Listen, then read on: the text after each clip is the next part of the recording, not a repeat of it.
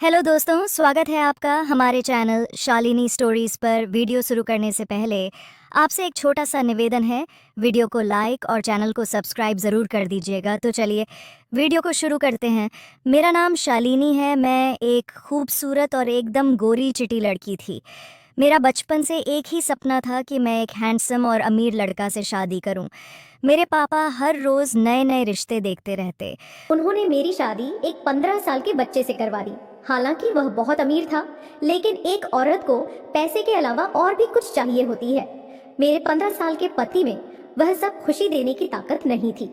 तभी मैंने घर में एक नौकर को देखा। नौकर का नाम अभिषेक था। अभिषेक भी काफी तंदुरुस्त और जवान था, इसीलिए मैं उसके पास जाने लगी। एक दिन खाने के बाद में वह नौकर अपने कमरे में सो रहा था।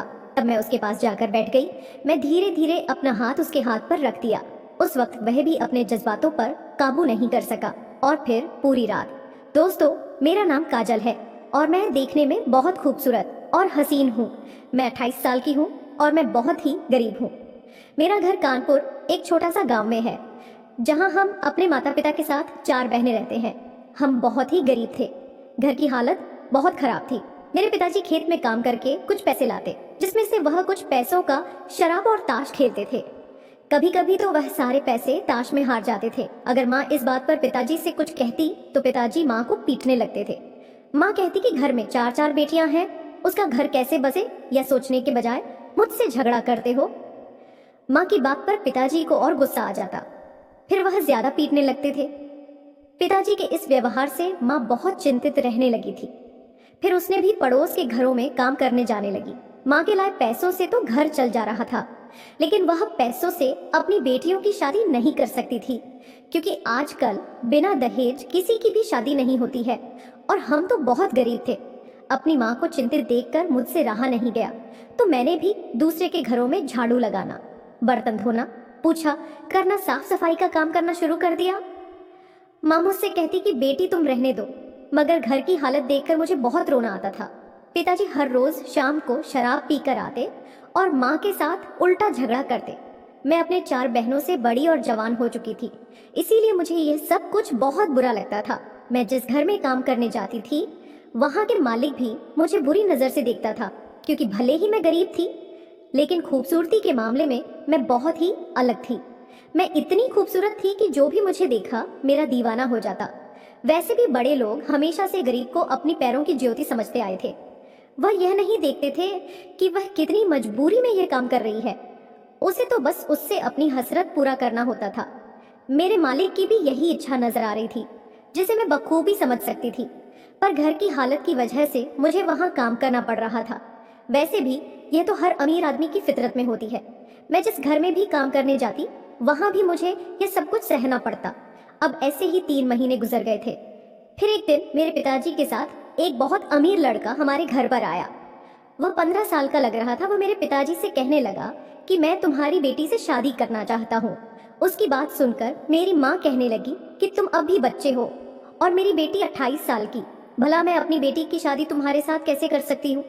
वह लड़का कहने लगा कि देखो, इसके बदले में मैं तुमको बहुत सारे पैसे दूंगा, जिससे तुम अपनी बाकी बेटियों की भी शादी आराम से कर सकते हो। उसकी यह बात सुनकर मेरे पिताजी हाँ कर दिए, क्योंकि उनको तो पैसों से मतलब था। वैसे भी वह लड़का पैसे ज्यादा दे रहा था। मेरी शादी एक 15 साल के बच्चे से तय कर दिया गया। मैं यह सब कुछ देखकर परेशान हो गई और रोने लगी। मुझे अंदाजा लग चुका था कि मेरी जिंदगी बर्बाद होने वाली है। मैं सोच रही थी कब वह बच्चा बड़ा होगा और मेरे अरमान को पूरा करेगा, क्योंकि एक स्त्री को वह सब नहीं मिलता तो जीने का कोई मतलब नहीं। माँ भी इस शादी से बिल्कुल भी खुश नहीं थी, लेकिन उस आदमी के दिए पैसे से बाकी मेरी 4 बहनों की भी शादी हो जाती, इसलिए माँ भी इस रिश्ते से मान गई। मेरी माँ जानती थी कि इतनी गरीबी में वह अपने बेटियों का घर नहीं बसा पाएगी। मैंने एक नज़र अपनी बहनों की तरफ देखा तो मुझे लगा कि अगर मुझे अपनी ज़िंदगी खराब करके बाकी बहनों का घर बस सकता है, तो मैं अपनी ज़िंदगी खराब करने को तैयार हूँ। मैं इस शादी के लिए अपनी मंजूरी दे दी। फिर 5 दिन के बाद ही मेरी शादी एक 15 साल के बच्चे से हो गई और मैं अपने ससुराल आ गई। मेरे पति का नाम राज था। वह बहुत ही अमीर था और मेरे अलावा कोई भी नहीं था। मैंने अपने पति से कहा कि आपने इतनी उम्र में मुझसे शादी क्यों की? तब मेरे पति ने बताया कि मुझे बीमारी है और मैं अब बस कुछ ही दिनों का मेहमान हूँ। मेरे आगे पीछे कोई नहीं है, न मेरे माँ बाप हैं और ना कोई मेरा भाई है। इसीलिए मैं तुमसे एक बच्चा चाहता हूँ जो सारे पैसे, सारी जमीन जायदाद और इस घर का वारिस बन सके। मेरे पति कहने लगे, मेरे पास पैसों की कोई कमी नहीं है, लेकिन मुझे एक वारिस की जरूरत है जो मेरे संपत्ति को देख रेख कर सके। आज मैंने तुमसे शादी इसलिए की क्योंकि अब इस उम्र में मुझसे कोई भी लड़की शादी करने को तैयार नहीं होती। एक दिन तुम्हारे पिताजी के मुंह से मैंने सुना कि उसकी 4 बेटी हैं, लेकिन वह बहुत गरीब है, वह अपनी बेटियों की शादी नहीं करवा सकता। तभी मेरे मन में यह ख्याल आया कि एक आखिरी बार कोशिश करता हूँ, शायद मुझे औलाद का सुख मिले। और देखो, तुम मेरी पत्नी बनकर मेरे घर आ गई। मेरे पति का घर बहुत बड़ा था। मैं एक छोटे घर से उठकर सीधे बड़े घर में आ गई थी, लेकिन मैं सोच में पड़ गई कि एक 15 साल का बच्चा बाप कैसे बनेगा। क्या उसमें इतनी ताकत है कि मेरी जज्बातों को पूरा कर सके? लेकिन इतनी उम्र के पति मुझसे कैसे प्यार करेंगे? यह सब सोचकर मैं बहुत हैरान थी। मेरे ससुराल में एक नौकर काम करता था। वह अभी 22 साल का खूबसूरत और तंदूर ताकत वाला नौजवान था। अभिषेक को मेरे पति ने रहने के लिए एक रूम दे दिया था, जिसमें वह रात को सोता था और दिन में घर के सारे काम करता था। मेरे पति ने कहा कि चलो मैं तुम्हें पूरा घर दिखा देता हूँ, अब इस घर की मालकिन तुम ही हो। मेरे पति ने मुझे सारा घर दिखा दिया और फिर मुझे अपने कमरे में लेकर चला गया। वह कमरा बहुत ही अच्छा से सजाया गया था। धीरे धीरे समय बीता गया और रात हो गई। रात का खाना मेरे पति ने अपने हाथों से बनाया था। खाने में कई तरह की मिठाइयाँ थी। खाना मुझे मेरे पति ने अपने साथ से खिलाया था, क्योंकि उस घर में हम 3 लोग के अलावा और कोई नहीं था। लेकिन मेरे पति इतने उम्र के थे कि मुझे उनके सामने बहुत ही शर्म महसूस होती थी। खाना खाने के बाद मैं अपने कमरे में आ गई। मुझे बहुत ही अजीब महसूस हो रहा था, लेकिन मैं अब कर भी क्या सकती थी। कुछ ही देर में मेरे पति भी कमरे में आ गए। वह मुझसे कहने लगे कि देखो, शर्माओ मत, अब तुम मेरी पत्नी हो। भले ही तुम्हारी उम्र अभी बहुत ज्यादा है, लेकिन अब से तुम्हारा इस घर के साथ साथ मुझ पर भी अधिकार है। आज हमारी शादी की पहली रात थी। मैं बिस्तर पर यूं ही बैठी सोच रही थी कि 15 साल का बच्चा क्या कर लेगा। तभी मेरे पति भी मेरे पास आकर बैठ गए। थोड़ी देर के बाद वह मुझसे प्यार करने लगे, लेकिन मैं देख रही थी कि वह इस हालत में नहीं थे, क्योंकि उनकी सांसें फूल रही थी और वह हाँफ रहे थे। मेरे पति औलाद पाने के लिए अपनी पूरी ताकत का इस्तेमाल कर रहे थे, लेकिन उनमें इतना दम नहीं था कि वह औलाद पैदा कर सके। बहुत कोशिशों के बाद भी उनसे कुछ नहीं हो पाया। फिर आखिर में वह थककर सो गए। अपने पति का यह हाल देखकर मुझे बहुत हैरानी हो रही थी। मैं सोचने लगी कि अगर इनका ऐसा ही हाल रहा तो यह बाप कभी नहीं बन पाएंगे और ना ही मुझे कभी मां बनने का सुख प्राप्त होगा। इन सब के अलावा मैं अब भी जवान और खूबसूरत थी, इसलिए मैं भी अपने जवानी का भरपूर आनंद लेना चाहती थी। क्योंकि अगर किसी औरत को शादी के बाद भी वह खुशी अपने पति से न मिले जिसका वह हकदार है, तो उसका जीवन किसी मरुस्थल की भांति हो जाता है, जहाँ ना तो पानी होती है और ना ही पेड़ पौधे उग पाते हैं। मैं किसी तरह मन में सब्र रखकर सो गई। फिर जब मेरी आंख खुली तो सुबह हो चुकी थी। मैं बिस्तर से उठकर कमरे के बाहर चली गई। उस वक्त मैंने देखा कि अभिषेक घर में पूछा कर रहा था। वह मुझे देखते ही मुस्कुराने लगा। मैं सोचने लगी, कहीं अभिषेक को मुझसे प्यार तो नहीं हो गया। मैं अपनी नजरें झुकाए बाथरूम में फ्रेश होने के लिए चली गई। कुछ देर के बाद जब मैं बाहर आई, तब भी मैंने देखा कि वह मुझे देखकर मुस्कुराए जा रहा था। मैं उसे नजरअंदाज करके किचन में चली गई और नाश्ता बनाने लगी।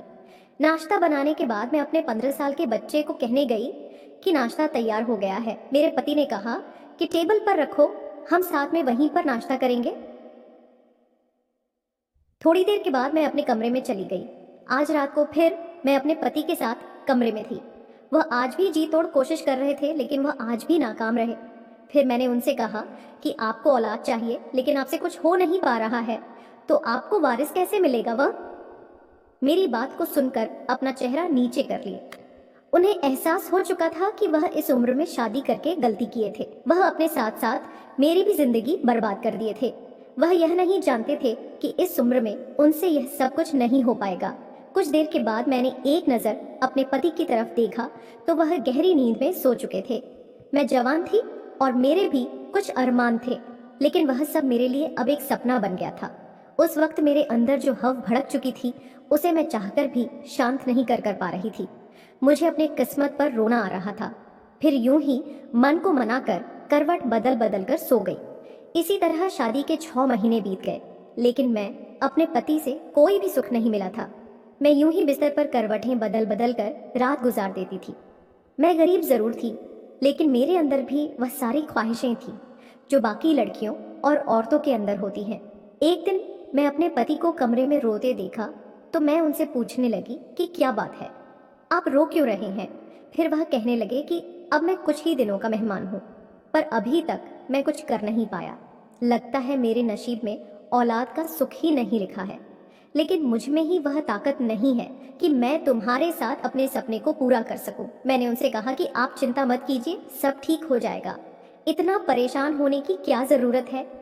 उस वक्त मैं उनको तसल्ली दे रही थी, लेकिन मेरे अंदर भी दुखों का एक समुंदर बह रहा था जिसे मैं शब्दों में बयान नहीं कर सकती थी। अगले दिन सुबह जब मैं अपने कमरे से बाहर आई तब मैंने देखा कि नौकर मुझे देखकर मुस्कुरा रहा था। उसकी मुस्कान में एक अलग ही बात थी। मुझे ऐसा लगता था जैसे मुझे बहुत प्यार करता हो। जब मुझसे रहा नहीं गया तो मैंने उससे पूछा, अभिषेक, तुम हर दिन मुझे देखकर इस तरह से मुस्कुरा क्यों रहे हो। अभिषेक बात को काटते हुए कहने लगा कि नहीं मालकिन, बस ऐसे ही। मैंने कहा, अभिषेक, आखिर कुछ तो तुम्हारे दिमाग में चल रहा होगा जिससे तुम हर रोज इसी तरह से मुझे देखकर मुस्कुराते हो। वह कहने लगा कि मालकिन, आप इतनी जवान और खूबसूरत है, फिर भी आपने मेरे 15 साल के मालिक से शादी क्यों की। क्या वह आपको वह खुशी दे पाते हैं जो आप चाहती हैं। अभिषेक की यह बात सुनकर लाचार होकर मैं वहां से चली गई, लेकिन उसकी बात मेरे पूरे जहन में किसी सुई की तरह छुप रही थी। मैं अपने कमरे में आकर उसकी कही हुई बातों को सोचने लगी। मैं यह सोचने पर मजबूर हो गई कि वह तो सच ही कह रहा था। अब मैं अभिषेक के ऊपर ध्यान देने लगी थी। मैं यह देखना चाहती कि वह मुझे किस नज़रों से देखता है, आखिर वह मेरे बारे में क्या सोचता है। अगले दिन से मैं अभिषेक के आसपास रहने लगी। तब मैंने देखा कि वह नस चुराकर मुझे ही देख रहा है। वह मेरे करीब आना चाहता था। उसे पता चल चुका था कि मेरे पति के बीच कुछ नहीं हो पा रहा है, इसी का वह फायदा उठाना चाहता था। उस दिन के बाद से मैं भी श्याम के प्यार में पड़ने लगी थी। मेरे कदम डगमगाने लगा था, क्योंकि शादी के इतने महीने के बाद भी मैं अपने पति के प्यार से वंचित थी। मुझे पति से प्यार पाने का ख्वाहिश और माँ बनने का सपना टूटते नजर आ रहा था। मैं यह सोचने पर मजबूर हो गई कि अब वह कुछ ही दिनों के मेहमान थे, क्योंकि मेरे पति को कैंसर था। आखिर मेरे पति को कुछ हो गया तो मैं इस भरी जवानी में एक विधवा की जिंदगी कैसे जीऊंगी। अगले दिन रात के करीब 1 बज रहे थे। तब मैंने देखा कि मेरे पति गहरी नींद में सो चुके थे। फिर मैं चुपके से उठकर श्याम के कमरे में चली गई। मैंने देखा कि वह अभी तक जाग रहा था। शायद वह किसी सोच में गुम था। तभी मैं उसके पास जाकर बैठ गई। वह मुझे इस तरह से अपने पास इतनी रात को देखकर घबरा गया। वह कहने लगा कि मालकिन, आप इतनी रात को यहाँ मेरे कमरे में, कोई काम था क्या। मैंने कहा कोई काम नहीं था, लेकिन मुझे तुमसे कुछ चाहिए। अगर तुम वादा करो तो मैं कहूँ। अभिषेक कहने लगा कि मालकिन, आप कहिए तो क्या बात है, मैं कोशिश करूंगा, यदि मेरे बस में होगा तो। फिर मैंने अभिषेक से अपना सारा दुख सुना दिया। मैंने कहा कि अभिषेक, मेरी शादी को 6 महीने हो गए हैं, लेकिन मैं अभी तक अपने पति के प्यार से वंचित हूँ। वैसे भी मैंने जब से तुम्हें देखा है तब से मुझे कुछ कुछ होने लगा है। मैं तुम्हारे प्यार में पड़ने लगी हूँ। मैंने कहा कि अभिषेक, मेरी वह इच्छा तुम पूरा करो जो मेरे पति नहीं कर पाए हैं, क्योंकि मैं अपने पति से वह खुशी पाने की उम्मीद छोड़ चुकी हूँ। अब बस तुम्हारा ही सहारा है।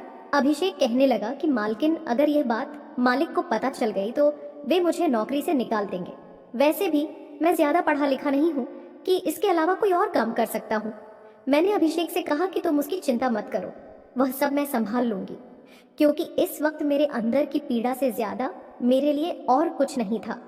फिर मैंने कहा कि तुम एक औरत की भावनाओं को समझो और मुझे वह खुशी दे दो जो मैं तुमसे चाहती हूँ, नहीं तो मेरी जिंदगी यूं ही बेकार हो जाएगी।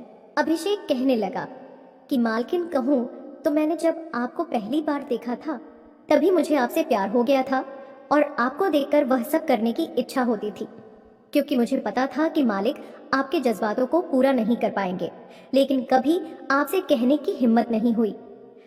अभिषेक मेरी भावनाओं को समझा और मुझे फौरन अपने बाहों में समेट लिया। फिर मैं भी उसके प्यार के समुंदर में डूबती चली गई। शादी के इतने दिनों के बाद मुझे ऐसा खुशी मिला था, इसीलिए मैं उसे इतनी जल्दी छोड़ना नहीं चाहती थी। फिर काफी देर तक मैं उसी समुंदर में बहती रही। जब हम दोनों थक गए तब उस समुंदर से बाहर आ गए। मुझे आज अभिषेक से वो खुशी मिला था जिसकी उम्मीद मैं अपने पति से कर रही थी। उस वक्त मुझे जिंदगी की सबसे बड़ी खुशी का एहसास हो रहा था।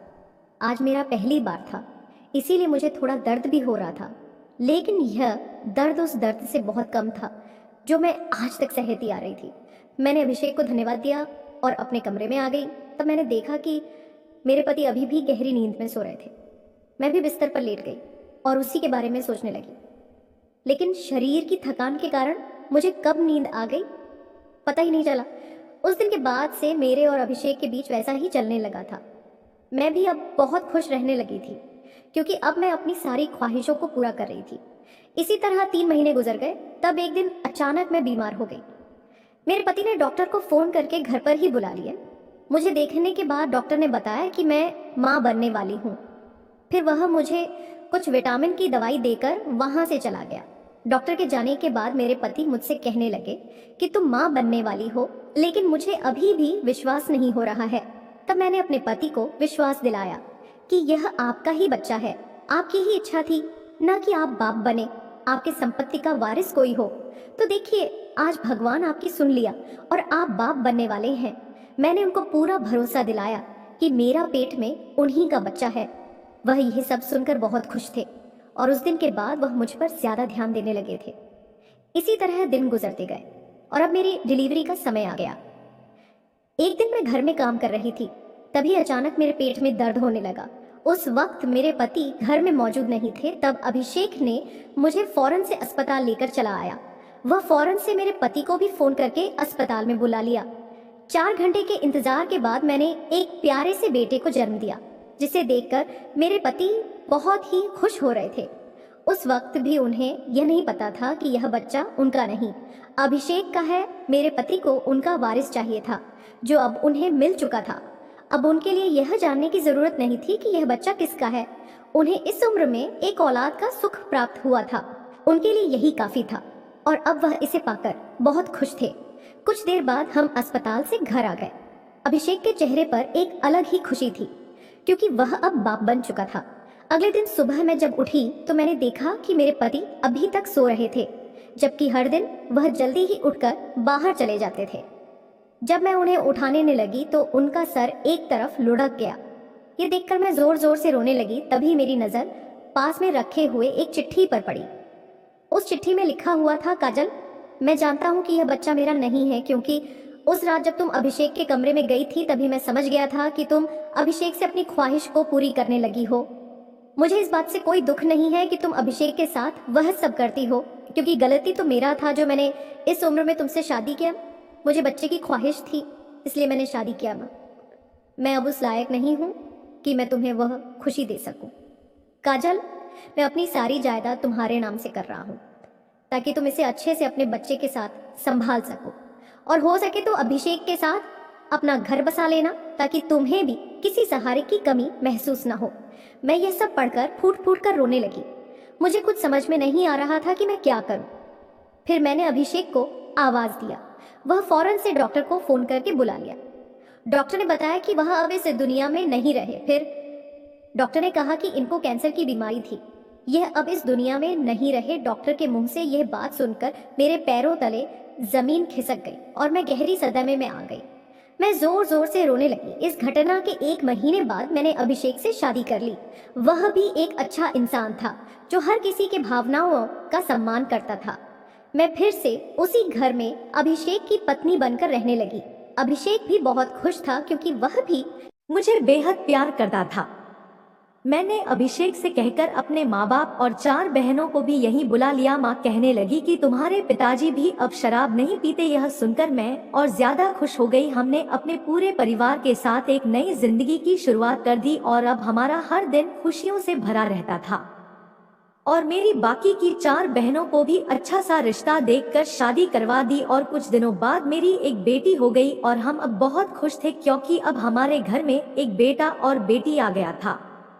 दोस्तों, यह कहानी आपको कैसी लगी हमें कमेंट में जरूर बताएं। यदि आपने अभी तक हमारा चैनल सब्सक्राइब नहीं किया है तो चैनल को सब्सक्राइब करके बेल आइकन को जरूर दबाएं। धन्यवाद।